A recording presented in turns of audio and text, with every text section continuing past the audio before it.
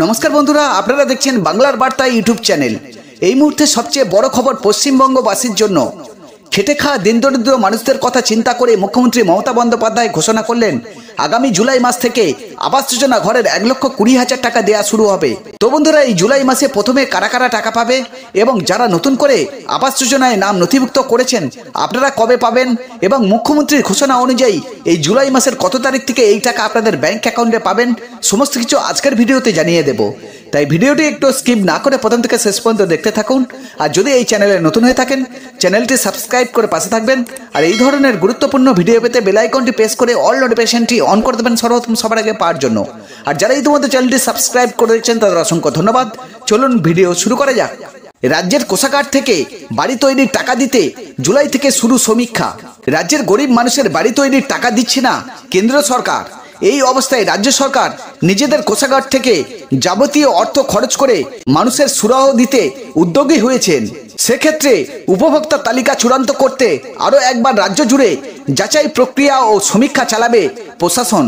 সূত্রের খবর, আগামী জুলাই মাস থেকে শুরু হয়ে যাবে এই কাজ। আবাস প্রকল্পের প্রথম পর্যায়ে রাজ্যের 11 লক্ষ উপভোক্তাকে ঘর দেওয়া হবে বলেই ঠিক হয়েছিল আগেই।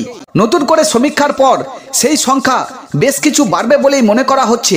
আধিকারিকরা জানাচ্ছে 11 লক্ষ উপভোক্তার তালিকা চূড়ান্ত হয়েছিল 2022 সালের ডিসেম্বর মাসে। তারপর এই 1.5 বছরে অনেকেই নিজেদের বাড়ি তৈরি করে ফেলেছে, কেউ কেউ চলে গিয়েছে অন্য জায়গাতে। তাছাড়া প্রাকৃতিক বিপর্যয়, বন্যা ও ঝড়ে ক্ষতিগ্রস্তদের অনেককেই তালিকাভুক্ত করা হবে চাহিদার ভিত্তিতে। সরাসরি মুখ্যমন্ত্রী সহ সরকারি পরিষেবা সংক্রান্ত একাধিক হেল্পলাইন নম্বরে অনেকেরই আবেদন এসেছে। সেই সব আবেদন যাচাইয়ের পর নিখুঁত তালিকা তৈরি করতে চাইছে রাজ্য সরকার। সেক্ষেত্রে সংখ্যাটা 11 লক্ষের বেশি কিছুটা হবে বলেই মনে করা হচ্ছে। জানা গিয়েছে বিডিও, এসডিও সহ স্থানীয় প্রশাসনকে মাঠে নামিয়ে এই কাজ হবে। এই নির্দিষ্ট পোর্টালও তৈরি করা হয়েছে। পঞ্চায়েত মন্ত্রী প্রদীপ মজুমদার বলেন, আমরা কেন্দ্রের সমস্ত শর্ত মেনে নেওয়ার পরেও ওরা টাকা দেয়নি।